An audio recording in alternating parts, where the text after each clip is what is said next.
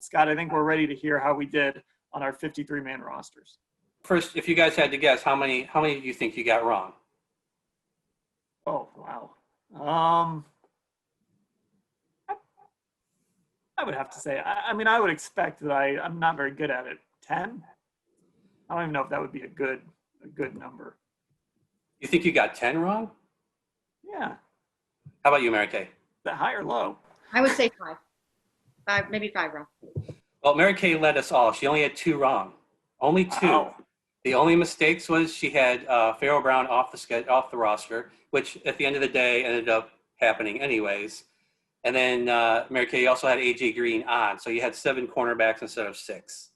But everything else was correct. So that's a pretty good batting average there. Dan, you only missed 3. I don't want you missed 10.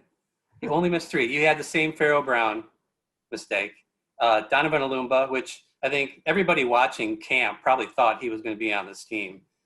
He seemed to be moving up the depth chart and getting a lot of first-team reps, but it was just another case of you having an extra cornerback. So, and then, of course, you had the Elijah Benton on at safety and then snuck on Ronnie Harrison after the trade.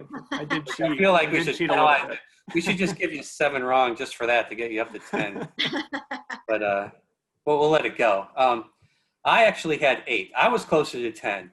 But I I'm giving myself partial credit for some of these. I had Garrett Gilbert. I went with 3 quarterbacks like we talked about. He's on the practice squad, so I don't know. That's like half a point.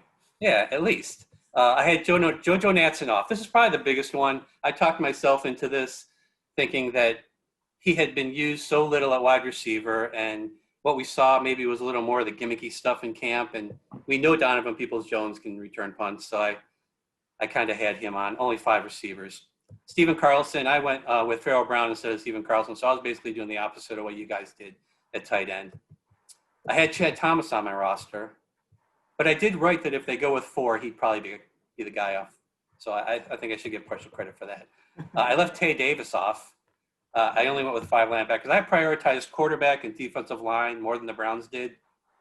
So they're in charge, so I'll let them have that. I had Alumba on instead of Tavier Thomas. That's not a big mistake. And then at safety, I had Benton and Moffitt, but I did write that they probably weren't going to be on the roster come week 1, and that's obviously going to be the case. So really it's 8, but it's probably more like 3, you know. And also, Scott, you did yours. I did mine beginning of the week, right? Beginning of the week. I waited. I almost waited until they made the cuts right at 4 o'clock. So that would have been a good call. Hey, here's the 53 I would have put up. So it just shows how I don't remember anything I do. No. But you guys did well. So next year when we do projections, I got ground to make up. But you can totally believe what Dan and Mary Kay write. You know what? I actually, believe it or not, I put a lot of thought into that thing. Crazy as it sounds, I was like texting people that know people and working sources to find out what people knew and what they heard and what they thought. I mean, I was like, I don't know. I think I probably spent too much time on that on a Friday.